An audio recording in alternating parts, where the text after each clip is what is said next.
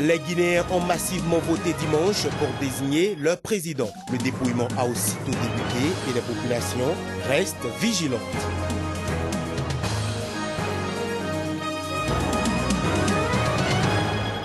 Double attentat suicide ce dimanche dans l'extrême nord du Cameroun.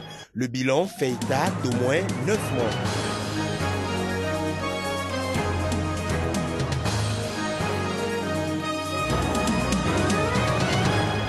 Enfin, manifestation de plusieurs milliers de personnes à Paris. Ils entendent dénoncer la politique de guerre menée par le régime turc.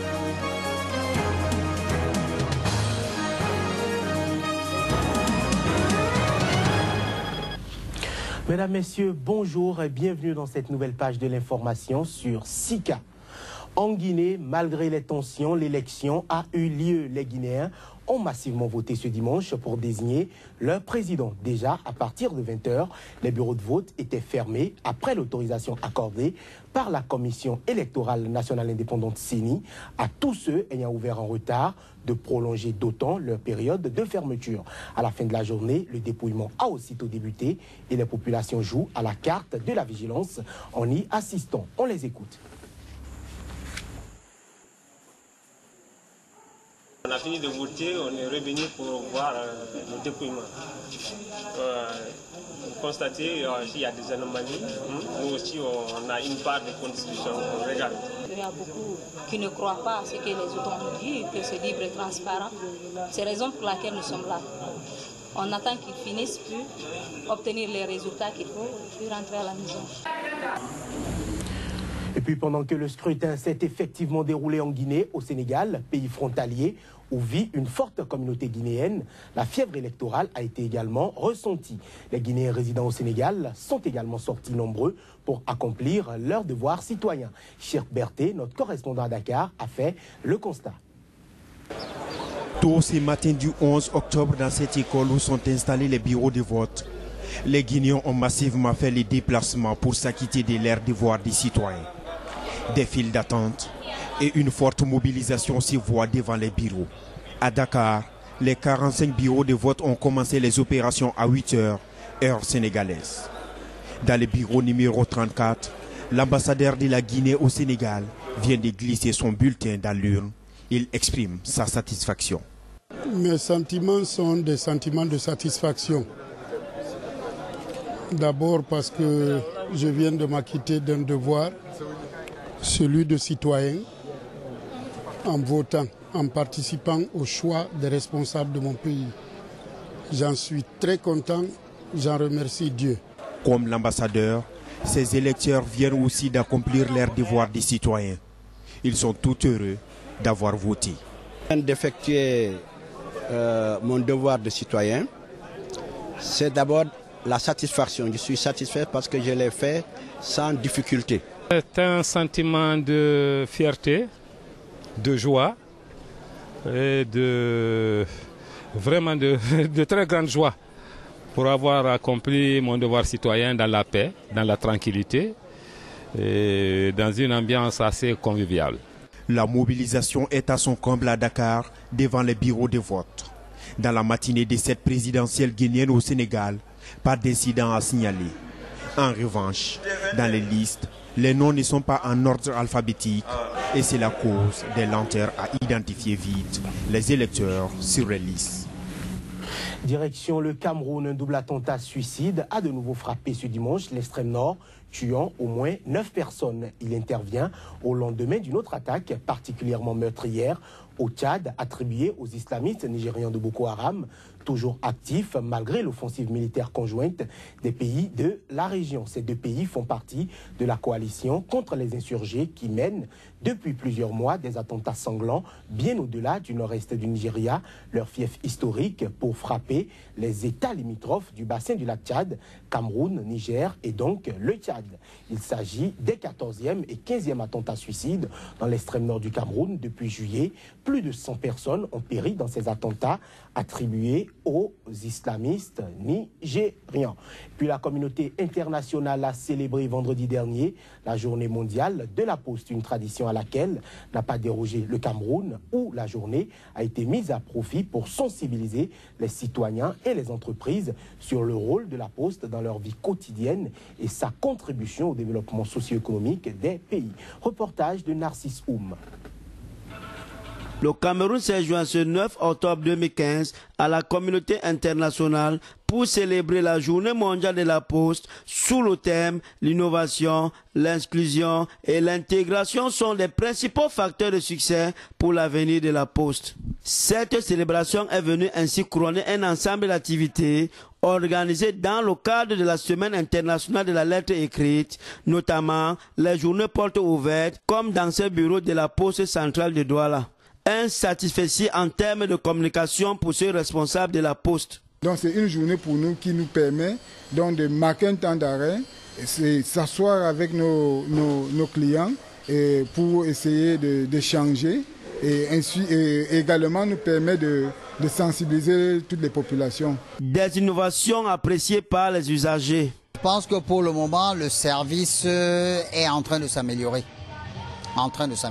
La Poste a beaucoup innové. Des expositions philatéliques ont été organisées durant cette période.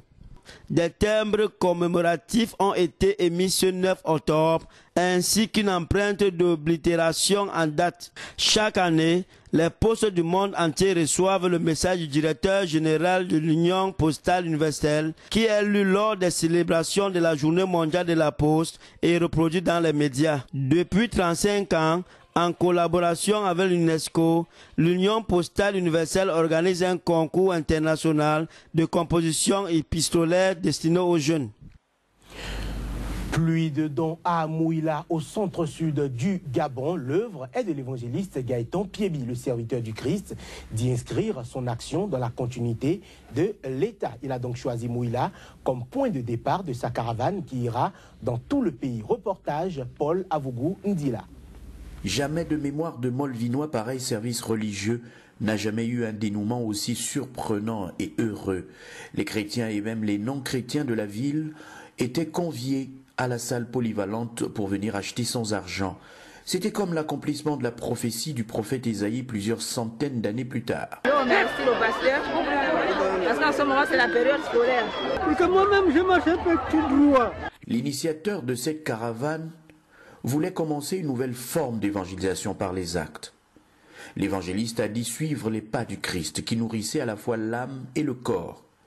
Fini les homélies théoriques, place désormais à la démonstration de la puissance de l'amour. Le vrai amour, c'est ce qui se passe là. Parce que l'amour, il faut poser les actes. La caravane conjointe JCR, Jésus-Christ la réponse et l'ONG La Maison du Cœur, encouragée par ce succès retentissant, poursuit donc sa randonnée interprovinciale vers d'autres contrées pour faire du bien aux Gabonais économiquement faibles. À Mouila, le souvenir d'un Samaritain venu de Libreville restera encore gravé dans la mémoire collective.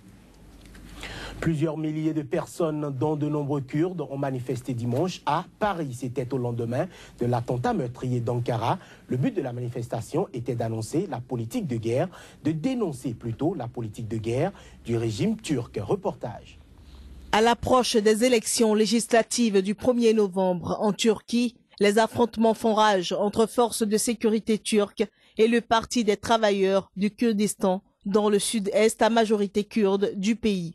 L'attentat le plus meurtrier de l'histoire de la Turquie a visé samedi une manifestation de mouvements proches de la cause kurde. Le bilan fait état d'au moins 95 morts. En l'absence de revendications, le gouvernement turc indexe les 3 auteurs possibles, les rebelles du Parti des travailleurs du Kurdistan, le groupe djihadiste État islamique et le Parti Front révolutionnaire de libération du peuple d'extrême gauche.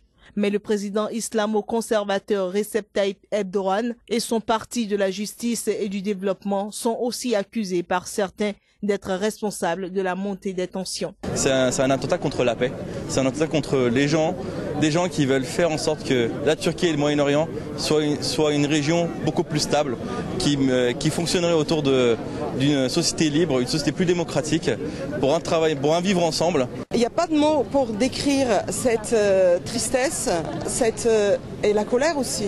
La colère d'un État qui est capable de faire une telle attaque contre des pacifistes vivant sur son sol. Tout le monde s'est réuni ici, il y a tous les peuples de la Turquie, les Turcs, les Kurdes, les Lazes, les Azéris, tout le monde s'est réuni pour dire non au terrorisme, surtout au terrorisme d'État, parce qu'on sait que là, cet attentat, c'est pile environ 3 semaines avant les législatives en Turquie. Donc c'est pas un terroriste quelconque, c'est vraiment un terroriste d'État. Dans le cortège entre la place de la République et Châtelet, dans le centre de la capitale, flottait un grand drapeau kurde géant. Une manifestation avait déjà réuni 1 millier de pro-kurdes samedi à Paris. Ils étaient plus nombreux dimanche, 3000 selon la préfecture de police, sous le mot d'ordre « Non à la politique de guerre et de terreur de l'État turc ». Mesdames, Messieurs, la revue de presse, l'essentiel de l'actualité paru dans les canards, c'est juste après ceci. Joël Yetondi est déjà sur ce plateau. Joël, bonjour. Bonjour Joannès, bonjour à tous. En Guinée donc, les électeurs étaient effectivement aux urnes ce 11 octobre. Et oui, Jeune Afrique, de mentionner à sa une parlant de l'information, les électeurs ont voté tous dans un climat apaisé. Guinée matin à Dakar, de sérieux problèmes sont relevés après le dépouillement. Parlant toujours des dites élections, Guinée News, Sidia Touré accuse la CENI d'une série de mots. Disparition de bureaux de vote, enveloppe non sécurisée, vote parallèle. Média Guinée, Cellou Dalein Diallo réitère sa décision de ne pas reconnaître les résultats de la présidentielle. Africa Guinée, les adversaires d'Alpha Condé alors prendront une décision commune attendue ce jour. De quoi cela retourne à découvrir dans les colonnes d'Africa Guinée. Voilà, le groupe État islamique en Afrique de l'Ouest, Boko Haram, a encore fait parler de lui ce week-end, notamment au Tchad et au Cameroun. La nouvelle est à la une de bien de journaux. Ici d'information, Tchad Info parle d'au moins 37 morts lors d'un triple attentat dans le lac Tchad. Kamebi faire plutôt un décompte de 40 morts. À l'issue du triple attentat, Al-Wida Info nous amène au Cameroun, 2 villages attaqués par Boko Haram, une quinzaine de morts. Voilà donc en Côte d'Ivoire, la campagne électorale bat son plein. C'était ça. Et nous démarrons avec Fraternité Matin qui placade à sa une. Présidentielle du 25 octobre, Fraternité Matin, 10 candidats au départ. Oui, actuellement sur le terrain. Que s'est-il passé? Le Patriote, à peine 48 heures après l'ouverture de la campagne, Ouattara fait déjà peur à qui? À découvrir sous les plumes du Patriote. Le nouveau réveil, la victoire tend déjà les bras à Ouattara. Aujourd'hui, face au refus de Ouattara, le FPI met en garde. Il n'y aura pas d'élection présidentielle en Côte d'Ivoire et pour personne affi humilié sur les terres de Gbagbo. Voilà, au Bénin, pour clôturer, Joël Yetondi, la fièvre électorale, elle gagne du terrain. Tout à fait. Meetings et autres manifestations pleuvent de toutes parts. 24 heures au Bénin, note, les acteurs portuaires apportent à l'unanimité leur soutien à Patrice Talon Diakpata, parlant de la présidentielle, choix du candidat pour la présidentielle de 2016, grande réunion des FCBE ce jour pour situer les uns les autres. Et si Boniaï s'interroge le journal, emboîtait le pas à Mathieu Kérékou. Le confrère de la matinée présidentielle 2016, le fan club FSP suscite la candidature de Sébastien Germain Adjavon pour le repos de l'âme des martyrs du Hadj 2015. Sébastien Adjavon, toujours avec le confrère de la matinée, compatissant, a fait dire des prières un peu partout au Bénin. Le confrère de la matinée nous parle du recrutement au profit du ministère de l'économie et des finances. La FECINTRA Finance alerte et crie aux fraudes. Cocorico Info, le gratuit béninois. 6 ans après l'appel de Cotonou contre les faux médicaments, le statu quo se désole. Cocorico Info. Actualité politique, Patrice Talon entre humilité et hantise. À la conférence de l'Union internationale des notaires au Brésil, Abdoulaye Bion-Tchané reçoit de distinctions. Et puis Sébastien Adjavon, prière à l'intention des citoyens morts à la Mecque. Sébastien Adjavon communie avec les musulmans. Voilà donc Joël Yetondi, merci pour cette revue de presse. C'est moi. Ce sera donc tout pour cette édition. Merci de nous avoir suivis. L'information continue sur Sika. Vous retrouvez dans quelques instants une nouvelle édition du journal. Mesdames, Messieurs, ce sera tout.